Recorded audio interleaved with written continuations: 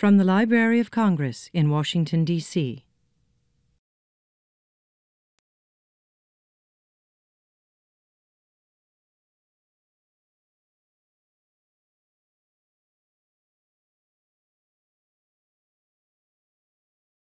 Welcome to the Library of Congress. My name is Rob Casper. I am the head of the Poetry and Literature Center here, and I'm thrilled to welcome you to our International Literature New Lithuanian Poets event. Thanks for coming inside on what looks like a beautiful, beautiful spring day here in DC. Before we begin, let me just ask you to turn off your cell phones and any other recording devices that you have that might interfere with the event.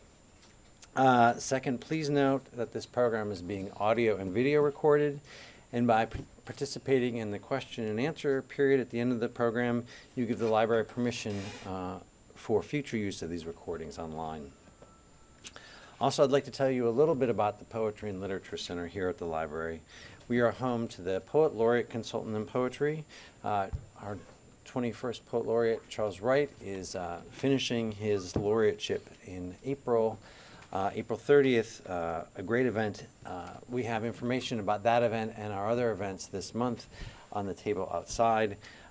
If you want to find out more about our events, you can also go to our website at www.lsc.gov/poetry, and you can sign up on our listserv. So let me just tell you a little bit about this event. You probably all got a program, but Rimas Uzgiris, who is the editor for the anthology that we have up here, will say a few words and begin the reading, and then we'll have our three readers read as well, and then Mr. Uzgiris will lead a moderated discussion. Our three readers are Marius Burokas, Ilzė Butkutė, and Giedre Kazlaus. Hopefully I pronounced those reasonably well. We are thrilled to have all three of them here. After the moderated discussion, we'll open up, as I said, the conversation so you can ask questions if you would like. And now I am delighted to introduce one of our own, Regina Frakowiak, the area specialist for Lithuania, who will talk to you a little bit about the library's European division. Thank you, Rob. Welcome on behalf of the European division.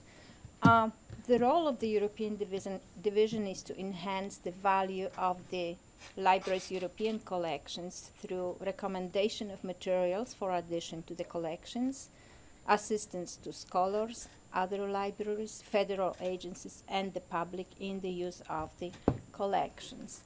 The European division and its reading room is located on the second floor of the Jefferson building.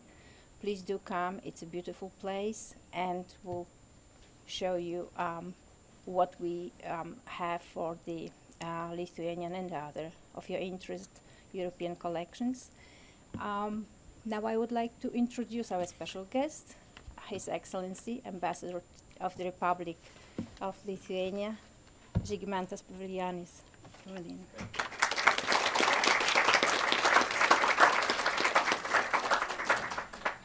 Well, dear Robert, Regina, Giedre, Ilze, Mario, Rimai. Well, let me first of all tell a few words to the Library of Congress that for some strange reasons has a very special place in my heart. Well, so happened that I started my diplomatic career in this town at the Library of Congress. It was 2010. I was invited to participate in the meeting with all best freedom fighters of the world. I met them in the members' room. I listened to them, and I was inspired. And then, you know, the spirit of freedom, human dignity, really, you know, led me through different challenges I had in this town for 5 years already.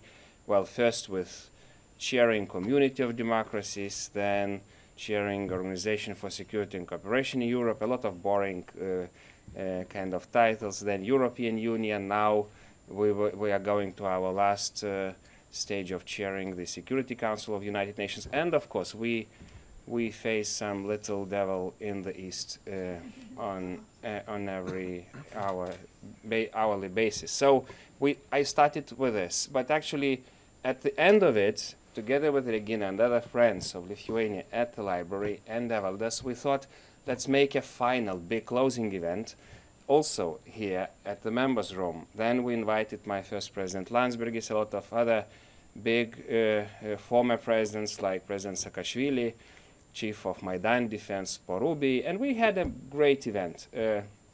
We were speaking freedom. Why? Because that was the 25th anniversary of Lithuanian freedom that we restored as first country in Soviet Union. But that was not about 25 years. That was about a century spent together. As I just discussed with you, you know, the Library of Congress was established 5 years after our big and old and great empire was destroyed in 1795. And why? Because, you know, in 1791 we turned to American. We copied your constitution with kind of a lot of liberties and democracies inside. And that was taken like an insult for then autocracies. They destroyed us. We fled to America. And this library preserved a lot of the spirit we had in that empire that was functioning for 500 years. So we are grateful for this building that preserved it. And here we come to this event. You know, I wasn't thinking that I will be coming back to the Library of Congress, but here we have the best new poets we have. Most of them, if not born, then raised in independent and free Lithuania. And, you know, it's kind of, everything is interrelated because, you know, freedom is poetry in our region, and poetry is freedom. We are poets, like even diplomats. I was thinking that we are kind of poets that try to bridge, you know, gaps or build bridges where they do not exist. But we are trying to make it in reality. But I don't know what happened with our spirit during those ages of maneuvering in that interesting corner of Europe, but it was always related with human spirit. It was always related with dignity. Catholics might say it was always related with divine mercy that we just celebrated this Sunday. You know, liberals can say it was always related with revolutionary spirit we had. We've been always first. We've been always on the barricades fighting and dying in big numbers for freedom. John Paul II could mention Jagiellonian spirit and identity we had. But now looking to poets, because I read a lot of your poetry last night, actually.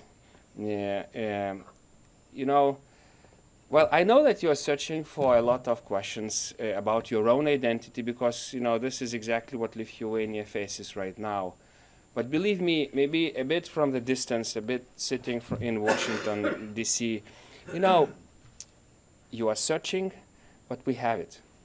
We have it because if you look from the distance, if you look what we accomplished, if we look how much we inspire the people like Ukrainians today, well, we have something. I call it kind of vocation we have. Maybe I call it even the mission we have. I might sound too romantic to you. I understand it.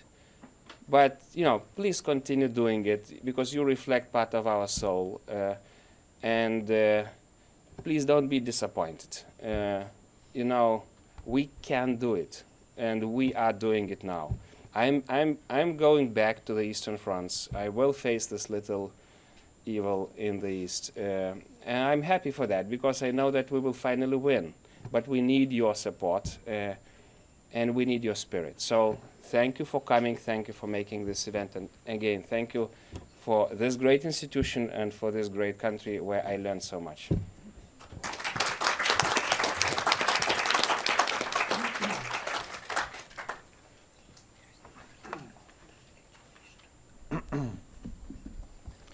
Good afternoon. I am actually the translation editor. My name is Rimas Uzgiris, Rimas Uzgiris. My dual identity, I'm Lithuanian American, so I have a name in 2 languages as well. Marius Burokas is the editor-in-chief and the compiler of the poets, and we worked together to produce the translations. I did most of the translations myself, and Marius and I edited all of them together. So I want to say a few words about the book and the context out of which the book appears. And it's important to understand this context in a political sense, because although Lithuania is free now, much of its poetics developed under oppression. And this created certain characteristics to the poetry of Lithuania. So during the Russian Empire, and then again during the Soviet Empire, Lithuanian poetics was marked by a kind of neo-romanticism. Thematically, it was linked to the countryside, to nature, to the individual farm, to the Catholic faith, and also to history and to mythology, ancient history, the founding of Lithuania, the founding of Vilnius. And so there was a very strong neo-romantic sensibility that produced very powerful poetry. However, if we look at the times when Lithuania was independent, we see a tremendous experimentation in Lithuanian literature occurring that does not occur under oppression to the same extent. So between World War I and World War II, we had, for instance, the Four Winds group, the Keturi Vėjai, who were very avant-garde and experimental. And now, after 1990, we have another explosion of experimentation of different styles and themes. And the purpose of this anthology, that was beautifully designed by Tomas Mrazauskas and funded by the Lithuanian Culture Institute, the purpose is to showcase what Lithuanian poets have been writing and how they've been writing since independence. So Marius selected the poets here on the basis, first of all, of age. That is, poets born 1970 and after were the only ones allowed to be included. And out of all those poets born 1970 and after, he selected the 26 that he thought were producing the best and most interesting work. The purpose of this, again, is to showcase what poets who achieved maturity in an independent Lithuania were doing, right? So all of these poets started publishing books only in an independent Lithuania. So in that sense, they present the newest trends of Lithuanian poetry. And just as between the first two world wars, we see, again, an explosion of different styles. Some poets here, like Ilzė Butkutė, do continue to write with rhyme and meter. Many poets do not, however. And even Ilze, who writes in rhyme and meter, is not really a traditional poet, in my understanding, because of her thematic concerns. And the same goes for many of these other poets.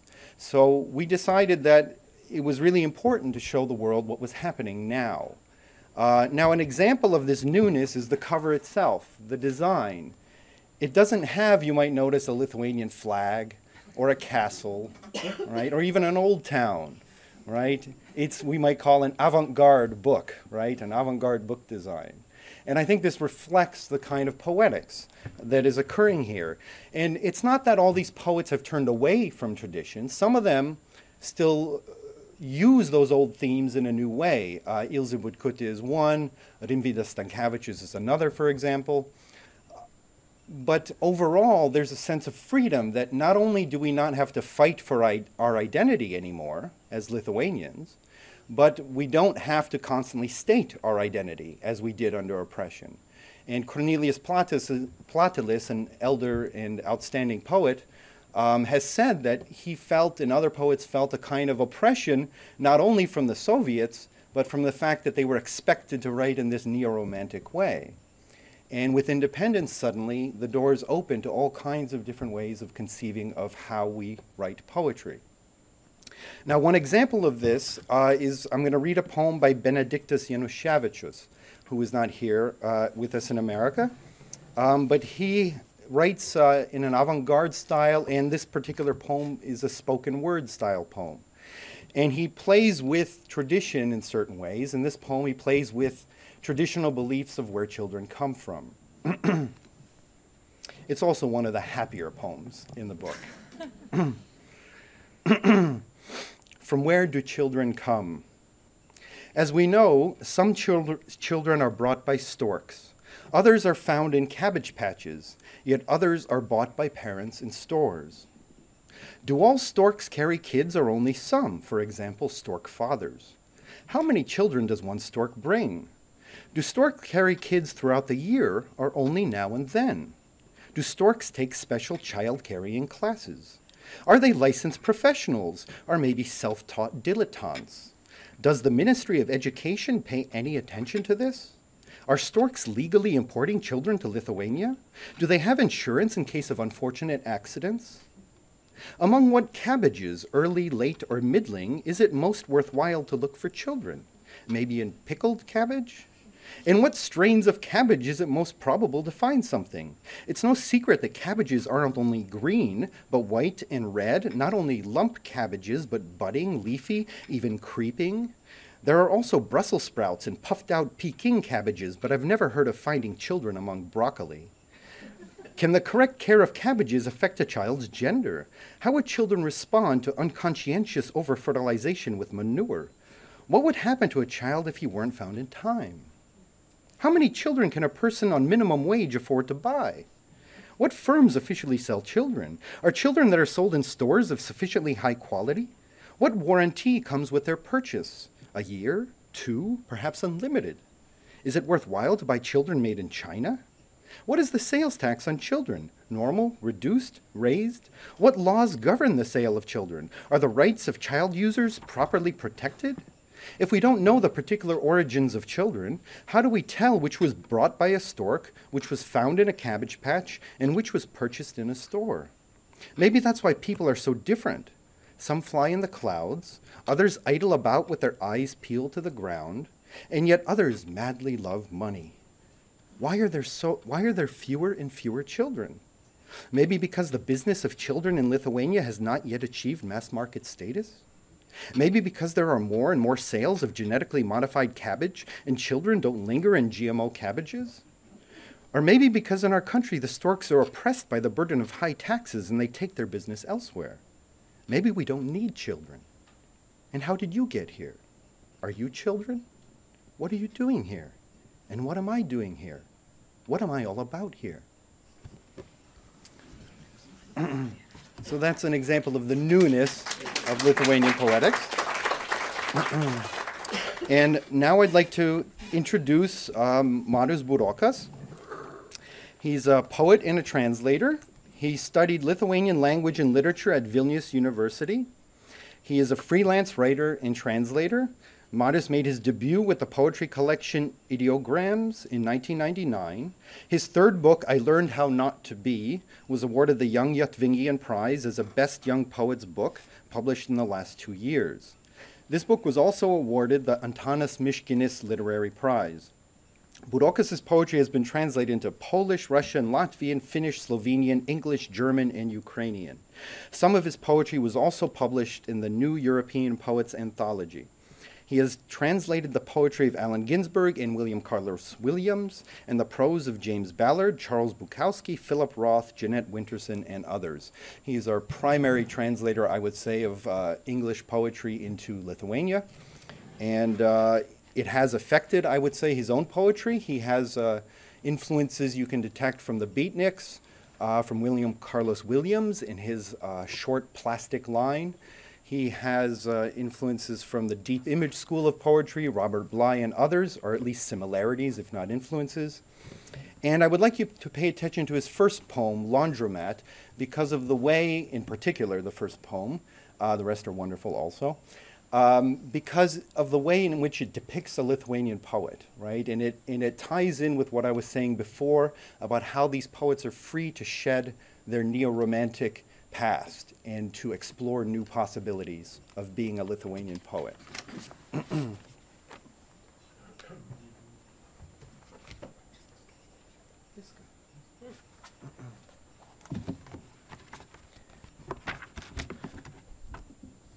Hello, it's a pleasure and honor to be here. And I want to start with apologizing for my English, because I'm a translator, but I lack practice of speaking English back home, so I can make mistakes, pronunciation and others. First poem, I will read it first in Lithuanian, then in English, just to get a sound of language. Skalbykla. Tiek šviesiaplaukių mergaičių, lankstančių apatinius drabužėlius, skalbimo mašinų gaudesys, neonas, TV žinios. Vokčiomis žiūriu į jas atliekančias apeigas. Pintinės pilnos apatinių, kvepiančių skalbimu, kvepiančių kūnų. Tokios rimtos, tokios gražios ir užsimiršusios mergaitės.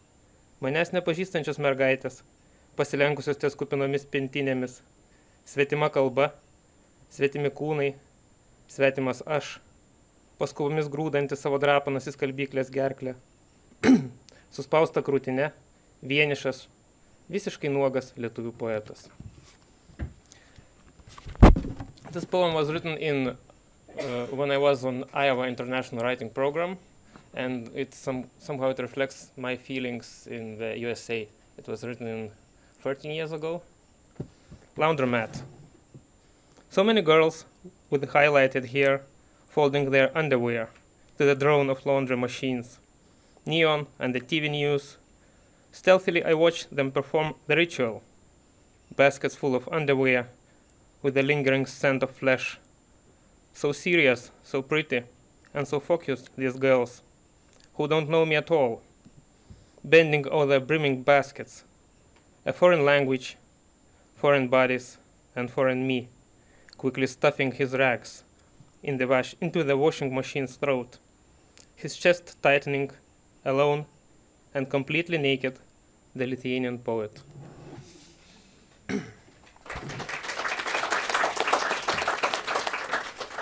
And the next one is called Fog.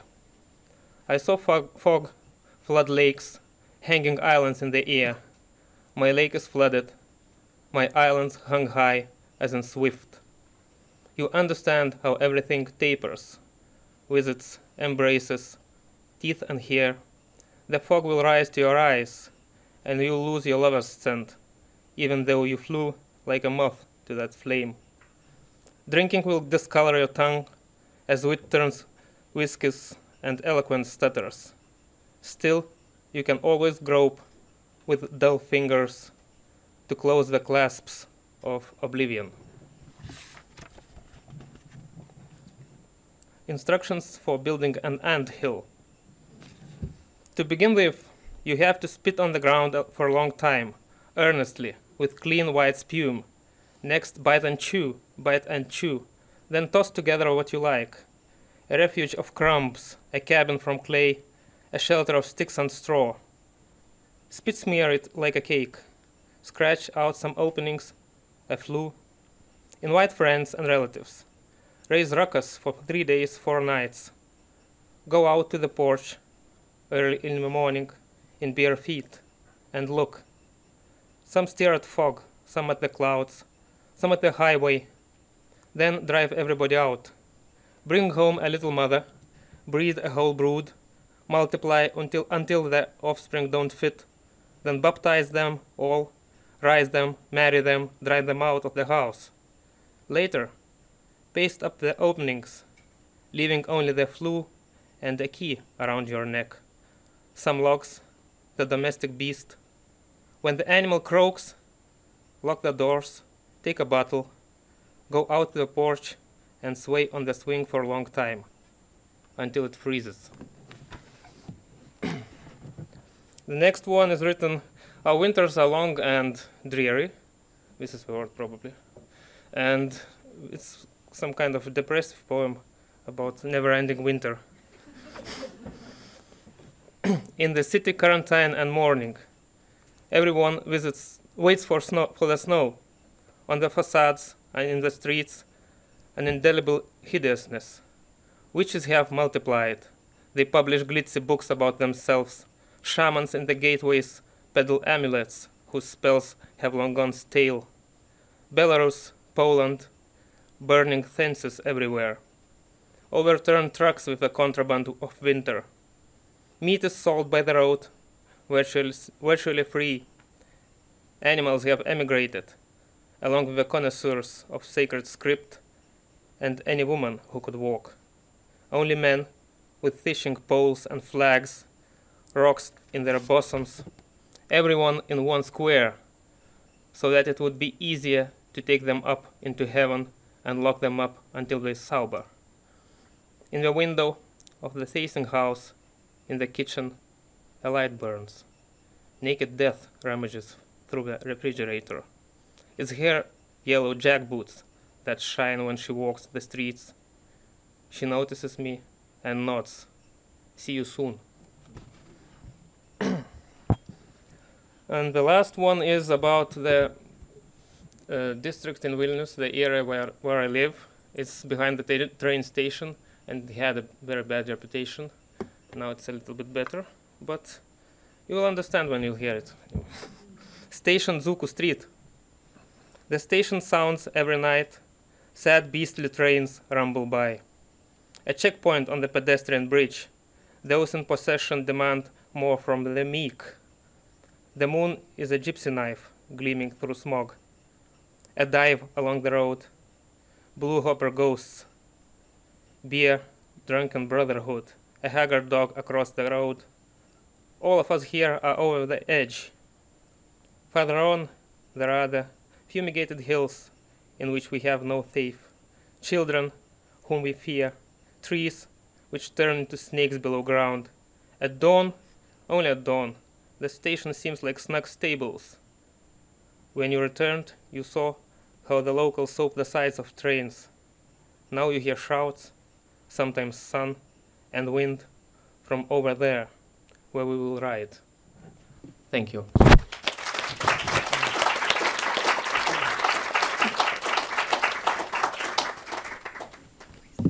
Marius is also one of our outstanding Vilnius poets. As you can see, he gives a often unromanticized depiction of, you might call it, real Vilnius. The next poet I would like to invite is Ilzė Butkutė. She studied photojournalism and worked 7 years in advertising. Her first book of poetry, Caravan Lullabies, won the Zigmas Gadamavičius Gėlė Prize for most significant debut and was listed among the 12 most creative books of the year. She wrote and published a practical guide for workers oppressed by their employers called Fire Your Boss. In 2014, her second book of poetry was published, Carnival Moon. Her poems have been translated into English, French, German, Russian, Latvian, Ukrainian, Catalonian, and Basque. Currently, Ilze works in the field of creative and personal development. Ilzė Butkutė.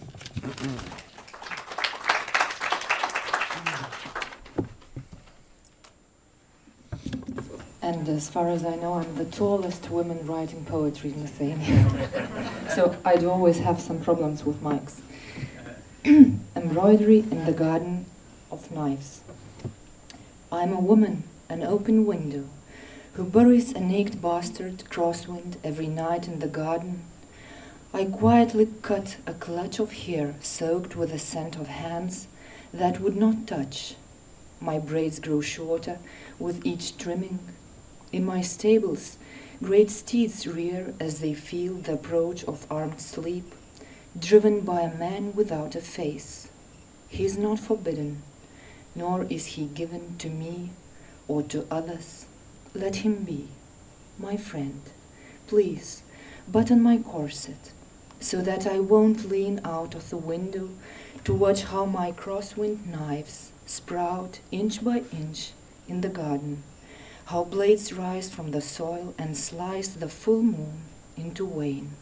And dogs, even they don't feel how sleep begins its assault. My love, give me that box with needle and thread. I want to sew up my hands with dreams.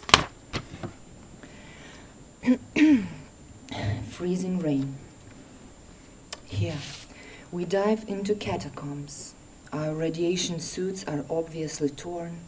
Someone has slipped and fallen. I still can't hear through blind smoke. And I still don't know what this key is for. So many doors, and they all look alike. There is no time, no courtesy, no tact. I squeeze your hand and enter the code. Stick to the wall. I'm testing the dark. 12 steps to the end of the tunnel, clearly empty, but no chance of escape. our eyes against fire, damp opals. In my hands, a map of veins, capillaries snake through the bunker. You know, not one of us will remain. Who drives us forward like wind-up toys? We won't meet anyone else. They remained above before the first blow. No meadows here. We lack so much. Bridges, benches, a child chasing butterflies who falls down softly under a pear tree. Now I'm just a sleeping underground slut. From under gas masks, hair disheveled, pitiful, we make love, listening to the freezing rain. It was some kind of a post-apocalyptic vision. To yearn is to walk with one's hands. Forgive me, I didn't tell you. I grew up in a circus. They left me to study with a magician, to draw a handful of rabbits from the night. And someone without a ticket, unbuttoned to the dusk, taught me the courage to crack, never to shatter. I was raised by 10 dwarfs. I helped them with costumes and makeup, and leaning over, I listened to lullabies. I outgrew them and my time here. They would tell me to travel is to be late to those places that don't know you yet. I was raised by a bland acrobat. He trained me to forget the pull of the earth and to walk with my hands through every town of the valley so that my shoes would fill up with the sky. In a field of concentric circles, I was the target. And I wasn't allowed to touch, not the walls, not strange voices, not fear, until I could stand still through the flight of knives. Whatever is domesticated by the blade remains. They remembered me of their own accord. Please, just nobody pity me. Kiek yra žmonių lietuviškai? Pakelkit rankas suprantančių. Ar jūs norėtumėt išgirsti šitą tekstą lietuviškai?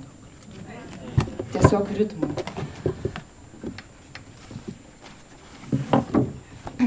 Ilgėtis tai vaikščioti rankomis. Atleisk, nepasakiau, užaugau cirke. Mane paliko mokytis pas magą, kaip iš nakties ištraukti saują triušių. Ten bilieto kažkas nenusipirkęs mane išmokė, sutemas prasegęs. Išdrįsk įskilti, niekad nesuduši. Mane augino 10 liliputų. Padėdavau jiems rengtis bei grimuotis ir pasilenkusi klausiau lopšinių. Praaugau juos ir savo laiką būti. Kartojo man, keliauti tai vėluoti į tas vietas, kurios tavęs nežino. Mane augino aklas akrobatas. Įpratino pamiršti žemės trauką ir eiti rankomis per slėnio miestus. Batus prisemdavau dangaus. Iš ratų mažėjimo tvarka sudėjęs lauką mane paliko taikiniu ir liestis tada nebuvo galima prie nieko, prie sienų svetimų balsų ir baimės, kol mokė išstovėti skriejant peiliams. Kas ašmenis prisijaukina, lieka ir jie įsiminė mane savaime. Prašau, tik pasakyk, kad tau negaila.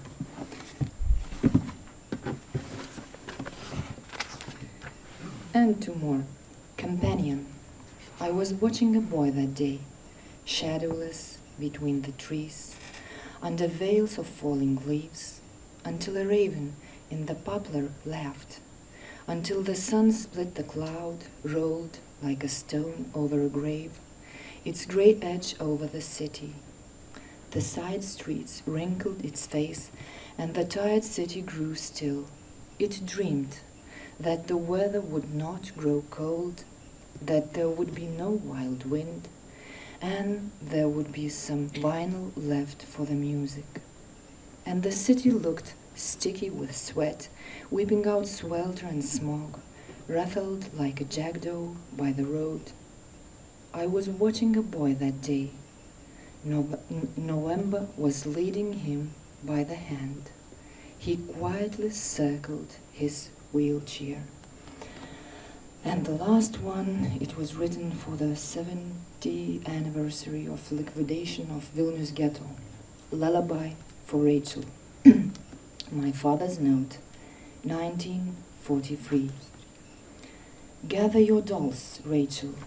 Lay them in the carriage and close up their eyes. The city has not yet awakened. We can still get out. No one will see. The pale close of morning, soaked in blue fog, the panting of a dog, like a dove cowering there, distant, a person cried out and fell in the grass. Gather me, Rachel, from the scraps of dawn, from the tired echoes. That time I didn't wake you, left you sleeping, child. You were left, just you. And the Lithuanian version.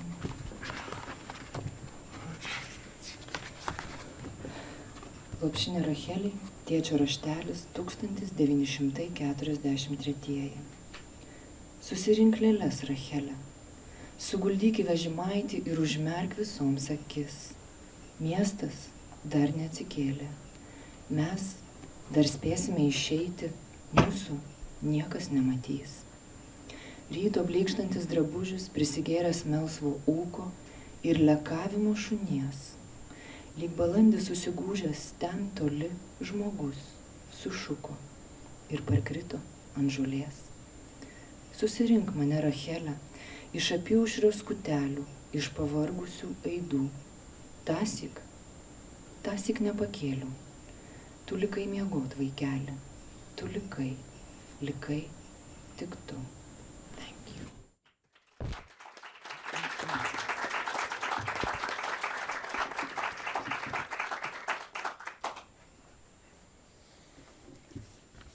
As you could hear, especially those who know Lithuanian, Ilze writes stylistically in a traditional style with much rhyme, but thematically you perhaps noticed that she is exploring different forms of identity for women.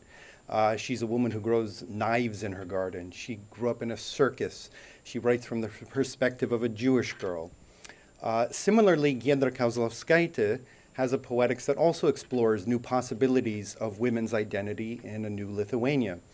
Giedre is a proponent of lesbian and gay rights, and she writes in a style that you might call prosy, very not traditional. However, it is a highly intellectual style, full of philosophical punch. I would say they're the most difficult poems, but they're also very deep poems and worth rereading and rereading over and over again. So Giedre studied Lithuanian literature at Vilnius University, where she tried writing a doctoral dissertation. Her first book, Bye Bye School, was prose. Her second, Hetera Songs, was poetry. For this book, she was awarded the Young Lithuanian Prize. Giedre's third book, Postils, written together with Father Julius Sasnauskas, presents commentary on the Gospels. Her fourth poetry book, Las Meninas, came out in 2014 and won the Jurga Ivanauskaitė Prize. Since 2010, she served as the editor of the weekly cultural periodical Šiaurės Atėnai. Notice also the interesting, perhaps contradiction, a proponent of LGBT rights and also writing a book together with Father Julius Sasnauskas. Right? So please welcome Giedre Kazlauskaitė.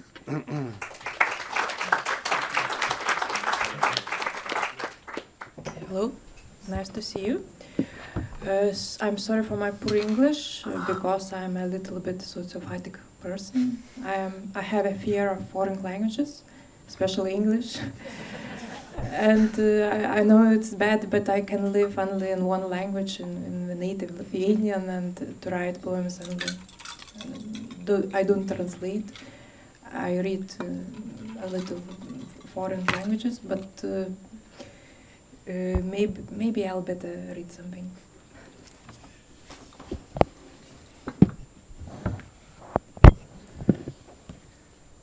A girl in a white dress in Europe Square runs around those gravestones on which architects should have written the Constitution, or at least Symphony Number 9, but we left room for graffiti and the skateboards of consciousness. I watch her on a terrace from high above, even though it's cold and the wind tussles her hair, angrily jostling my papers, as if she wanted to soak Erato's clothes in cold soup.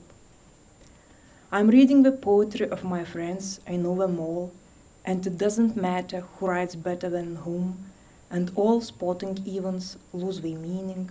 In this hour, the Olympics have stopped, the running paths have become paths of death.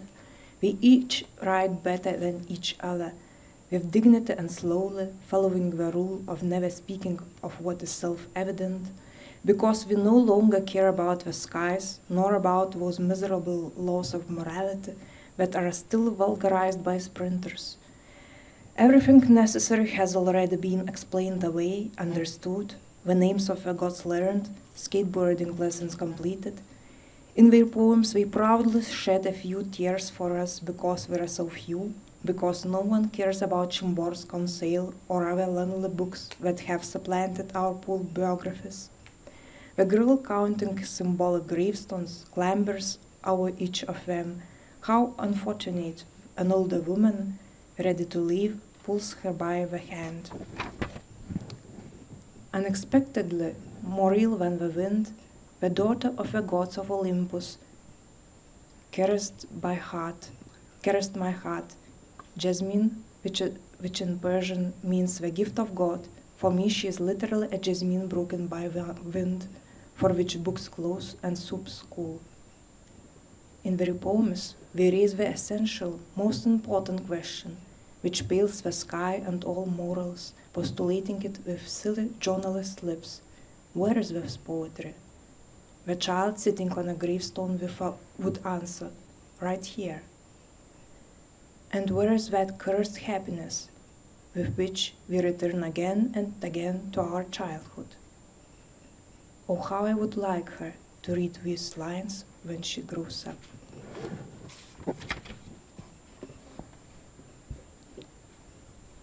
I had not yet read Lacan, but I knew that there were no women. Men revealed it to me.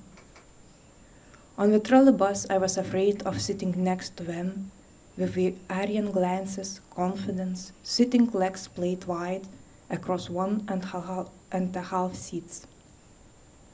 And I remember very well that Wisława said to me when she became a ballerina, despite wanting to be an artist. We spoke in strange languages with a Petersburg accent, which was preserved in her by those dried out old choreographers I despised. Teachers with grey hats, black ribbons, leaning on canes, they would come to the dining hall and vie the cards, so that when Wisława vomited up the carton of Napoleon's tort, she would stop making drawings of her servings. Oh, how terribly she betrayed everything she had talked about, just so that she could squeeze with one tight onto that half of a trolleybus seat. And I remember what I was told by another Wisława, who wrote about the river of Heraclitus, where fish quarters fish. Much later, in the same language, she almost forgot it, emerging from our childhood like a myth of our continually vomited existence. She did not lie about the fact that she likes sentimental postcards, gilded knickknacks, curds sweet like dessert, porcelain figurines, cross-stitched swans. She always searched for them in kitchen shops. She weighed them like servings. And how many she could buy after the Nobel Prize. But her words were boats that I secretly used to cast off all the males in the Iliad.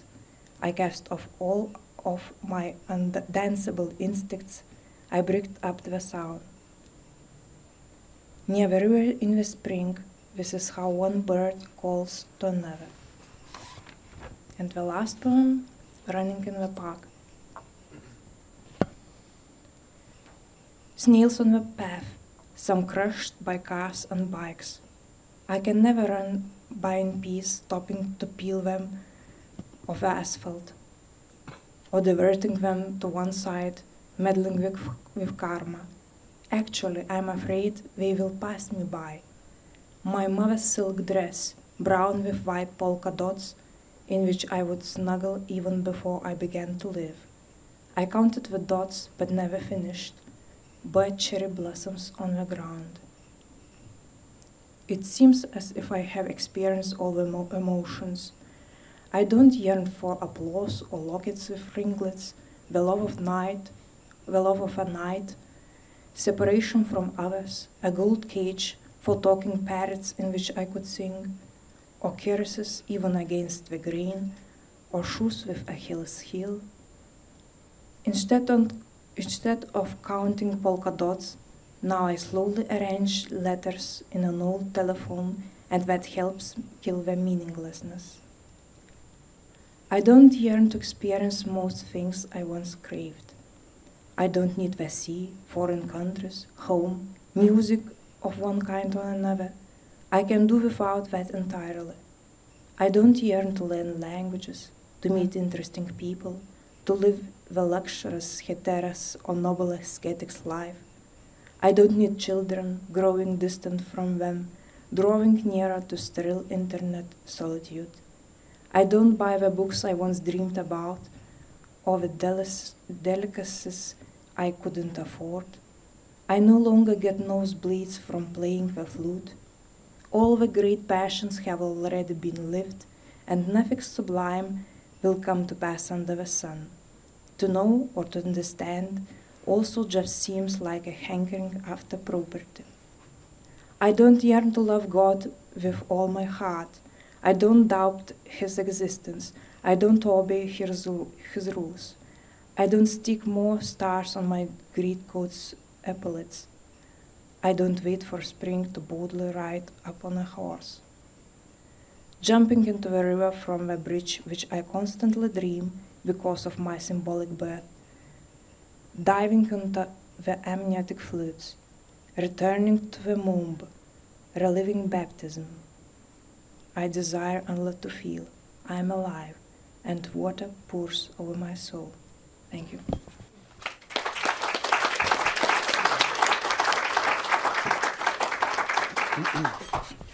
I would like to point out that the first two poems Giedre read were translated not by myself, but by somebody here in the audience, by Ada Valaitis, Washington's own Lithuanian translator into English. Before the questions session, the poets have asked me to read a poem in honor of their friend. Mantas Gimžauskas, who's represented here in the anthology, died tragically in a fire in 2008, I believe. The Soviet Union did not build fire escapes, right, like all the New York and Chicago buildings have. And tragically, he and his blind friend, Remigios, were caught on the 9th floor in a great fire, and they decided to jump off the balcony. Mantas, they have, all three of them felt the spirit of Mantas with them here in America. And perhaps that's partly because his spirit was a little bit infected by America.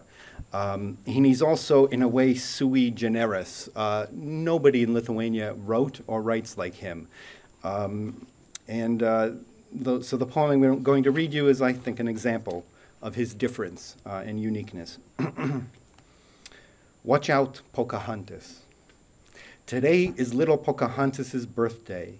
The wigwam is decorated with falcon feathers. Sweet popcorn pops in the hearth. Soon the guests will come, and there will be a party. Pocahontas tries on her necklace of fangs. Her cat Skunky plays nearby. Coyote Peyote brushes her thighs. Soon the guests will come, and there will be a party.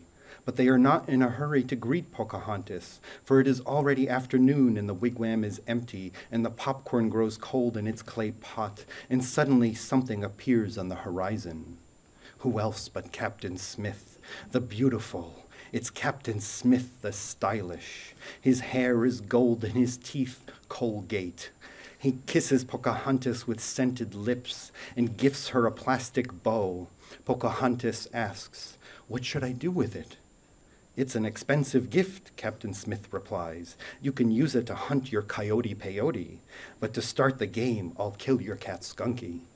Her cat Skunky made himself scarce, and Captain Smith chased him through the jungle, and Pocahontas, laughing in glee, jumped up to hunt Coyote Peyote, breaking through brambles with her plastic bow stretched, feeling the thrill of the hunt. Pocahontas suddenly hears a scratching sound and aims in that direction and shoots, and a familiar voice cries out from the brush, not Coyote nor Peyote, but her brother Winnetou, who is sleeping soundly in his hammock.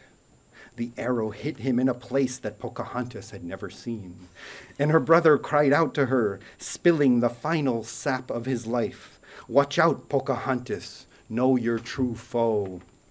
Pocahontas began to cry. She didn't like this game at all, and she strode up to Captain Smith the Joker to get some sympathy for beau and brother. She went to his diamond skyscraper, and in the diamond skyscraper there was a golden corridor, and in the golden corridor there was a velvet room, and in the velvet room Pocahontas saw her father Geronimo's scalp, and she spotted her uncle's sitting bull all stuffed, and her classmate Amaru was chopped into pieces, and Captain Smith was making scented Barbie lipsticks out of her cat Skunky's heart. And through clenched teeth the captain said, "Even if you shoot me down, I have 1,001 clones in the world, so let bygones be bygones and become my wife instead." Pocahontas's heart quivered, yet suddenly her father's scalp began to speak, and her stuffed uncle piped up in agreement, along with her classmate all chopped up. "Watch out, Pocahontas, know your true foe." So Pocahontas stretched out her bow once more and let fly at Captain Smith the humming arrow that struck the place she had now seen once before. And from that day on, Pocahontas travels the world with her bow and calls the other Pocahontases to the hunt of Captain Smith. And each Pocahontas in a concrete yard, a rich man's hog pen, or on a wooden panel will one day stretch her bow, and the air will quiver with the magic words, "Watch out, Pocahontas, know your true foe. Watch out, Pocahontas, know your true foe. Watch out, Pocahontas, know your true foe." And the arrow already flies, and this time we will have a party.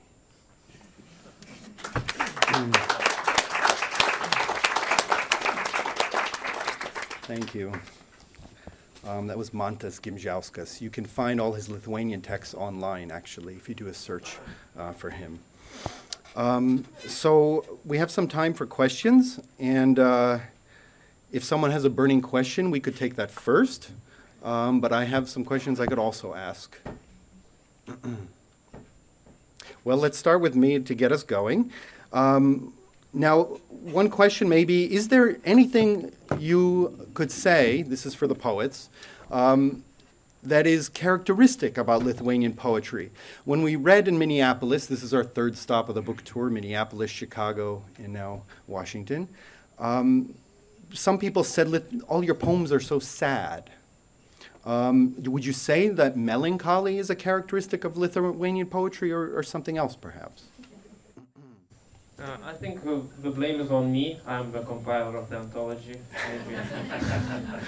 And I think there are some happy poems, or at least funny, but most of it, yes, are sad and melancholic. Maybe we are just, the genius are like that. I don't want to get into stereotypes, but they are very different, all of them, of course. And I tried to pick the whole spectrum of poets, and of course I missed somebody, and that somebody now is angry probably. But you never know. But I did what I could, and that's enough.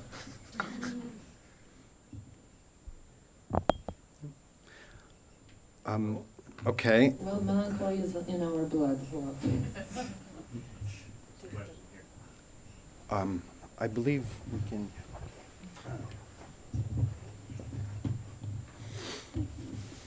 I just was wondering whether, as translators, since at least all of you perhaps, or some of, or most of you. Primarily Marius and myself. Ilze also does some translation. If you could talk about how hard it is, since the languages are so different, to make a poem work in a language in which you do not write it, or whatever. You know, in other words, I just want to know what the translation challenges are for going from Lithuanian into English. Well, first of all, the secret is never to translate into a language in which you do not write. Do not do that. You have to know the language you're translating into better, which is why I translate only into English. I never translate into Lithuanian, and Marius translates into Lithuanian from English. And Ilze, what? Into Lithuanian. Into Lithuanian from English. From Russian. From Russian. And would you like to answer on the difficulty?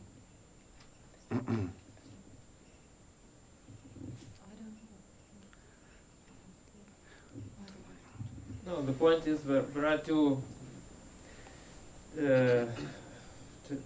ways to translate. You stick to the rhyme and sound and the phonetic structure of poetry, or you just get closer to the meaning. So I'm the second one type, and I try to somehow to translate the meaning more than the sound. And anyway, when you translate, you sacrifice something. It's inevitable. I would like to add to that although people often say you lose something in translation, it is possible to gain something. And you might not gain it in the very same place, but for instance, one of my poems here that I translated, one of Ramunė Brundzaitė's poems that I translated, involves a lot of wordplay.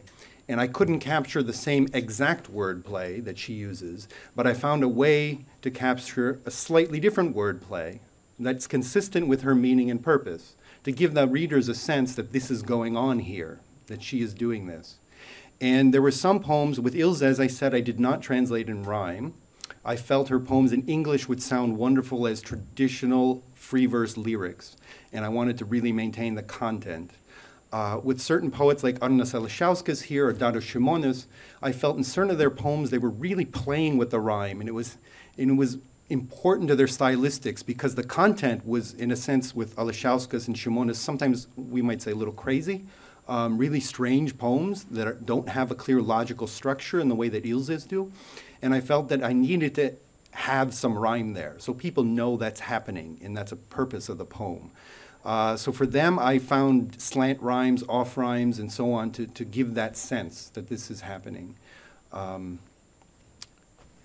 And when I'm translating all the live poets, so I'm always in a conversation with them, always checking what's most important, the music or the meaning.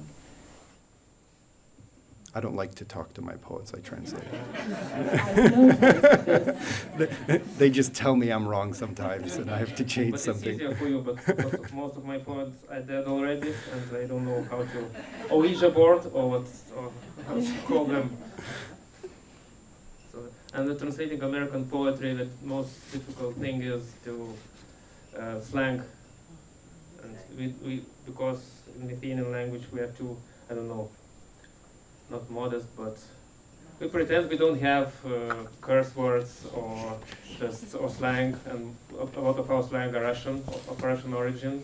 So we have to find a between path between that Russian slang, which I don't like also, and the Lithuanian modest language. Mm-hmm. Yes, another question in the back.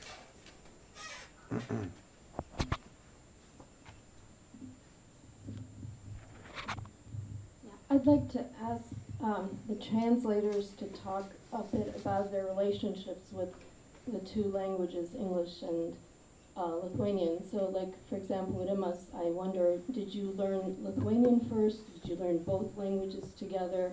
Did one of them become a primary language? Did you have to relearn Lithuanian? How can you teach people creative writing in Lithuania if that's not the your main language. And for Marius, I wonder at which point you did learn English and to what extent you feel like you have a comfort with that, so those are some of the things I'm wondering.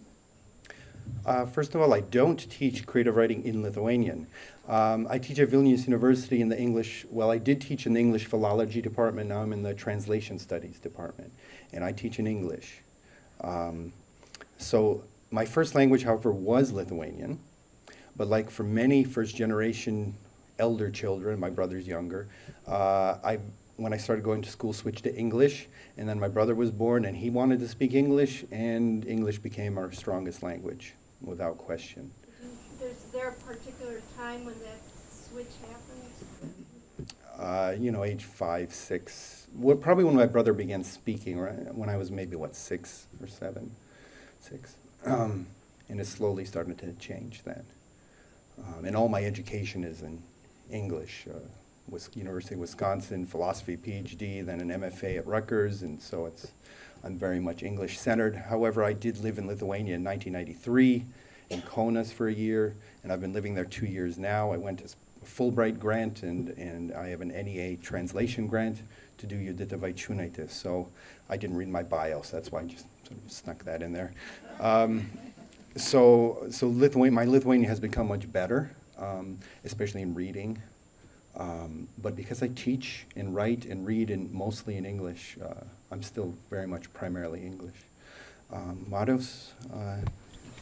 I wanted to add about creative writing, because most of Lithuanian writers think that creative writing is nonsense, because their talent is a gift from God, and it doesn't need any training. So it's they look at it like, oh, we don't need it. And about the English language, I started learning it at school in Soviet times, but it was poor learning. It's a rose, a house, and that's all. And I took private lessons for a year or two, and when in the university, I also took some more lessons when it was necessary, and somehow I started translating poems, especially thanks to the American poet who lives in Vilnius, Sean Keys. He gave me books. He told what poets he thought was interesting and worthwhile to translate. So that's how I started to do it. And I'm just learning. I'm translating only 10 years now, so it's nothing. But Marius is scarily knowledgeable about American literature. I'm afraid even to talk with him about novels, especially. He's read so many. And also I wanted to add that not all Lithuanians think that creative writing is bad. But for example, Ilze has lessons of creative writing, and she gives lessons. And I also, my first connection with the United States is by Sean Keys, who had creative writing in Vilnius University. He's one of our translators also in this book, Carrie. Yeah, I've been teaching creative writing in summer literature seminars that happened last year in Vilnius. It was really fun. Well, Mr. Burokas, is okay? I was wondering, do you find it difficult to translate into English because English is so much, from English into Lithuanian, because English is such a vast language, about 5 times larger than Spanish or French or German. So to select the right word, is it difficult?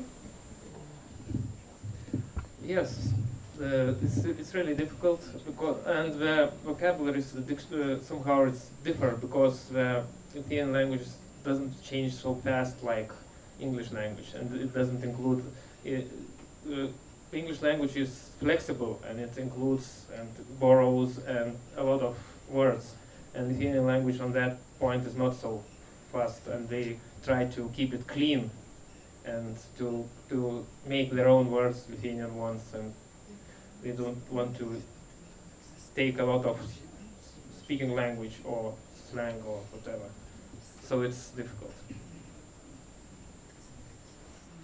I had a quick question for you too. I just wanted to move the conversation in the direction of the Lithuanian poetry scene. you selected 26 poets for this anthology. Were they very diffuse? Were they connected to one another strongly? What's the scene like? And I wonder too if the Lithuanian poetry scene is very much connected to Russia or to Europe, to contemporaries, to counterparts from around the area. Lithuania is a small country. All those poets know each other, probably. Maybe some of them only. But on the festivals, most of them gather together. They know each other. They say hi, and we have some of them maybe even are enemies. I don't know. But Lithuanian poetry is, I don't know. We are more connected to Eastern Europe, like Poland and Ukraine and Belarus. We're doing the projects together. There's a big project, Grand Duchess of Poetry, which includes Belarusian, Latvian, Ukrainian, and Polish poets, each translated to all of the languages.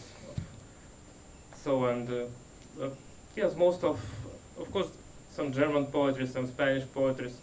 There is two international poetry festivals, and the guests are invited to from all the Europe, and sometimes from the States. That's with spring, 2 poets come from the United States to read in the Poetry Spring Festival.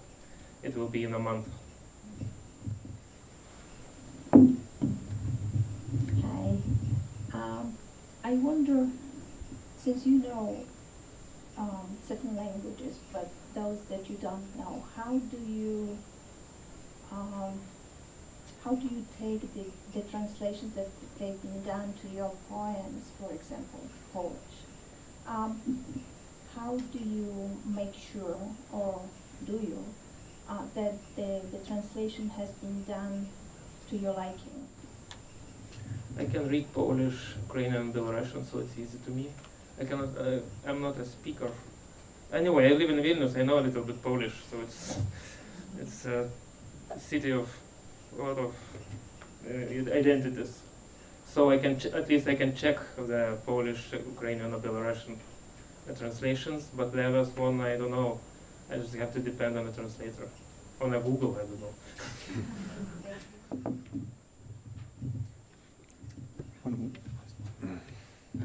Well, do you still have Lithuanian poets who kind of continue this traditional Catholic, big romantic? Of course we do. We call them graphomans. Oh no, don't be so harsh. Graphomans. No, there are some young poets who write like that, and especially the youngest ones. Somehow, that all those poetry thing made a turn, and some of the young poets came back to that neo-romantic roots. They rethought it, but they keep to it. There's Marius Burokas and some other poets who do that. Well, I should also add, too, the poets in our anthology use religious themes, but they do it in a new way. Rimvydas Stankevičius, one of the strongest poets here in the anthology, and Giedre Kazlaus. Stankevičius writes from a very deep religious feeling, but from a very flawed narrator's perspective. He's not, I mean, he's a recovered alcoholic, and his poems feel that. You get the sense of a person struggling. Giedre Kazlaus in this anthology has a poem written while he was in prison, from Lukiškių prison, asking for God's help, right? So even here, you have... For tax fraud. So. With tax fraud. He's a businessman also.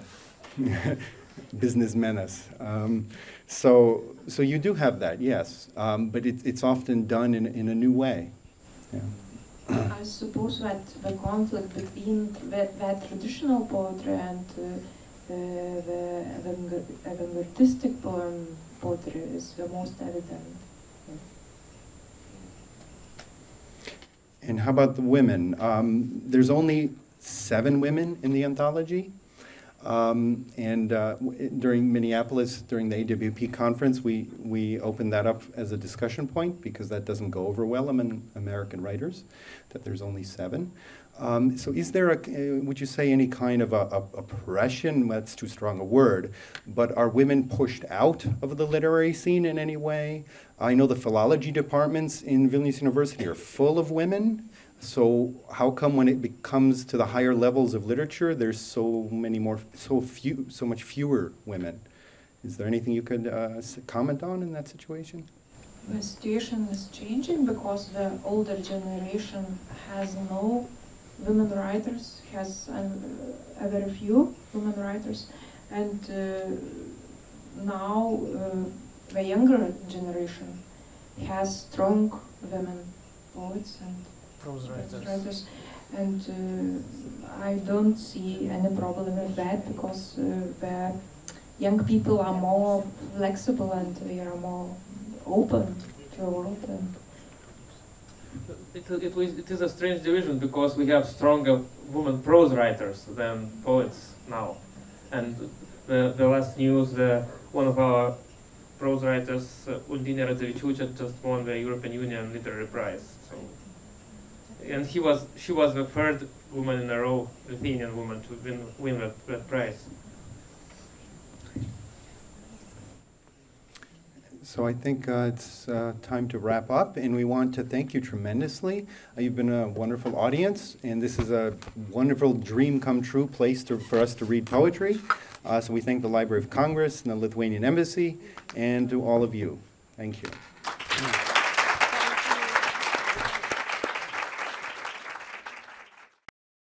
This has been a presentation of the Library of Congress. Visit us at loc.gov.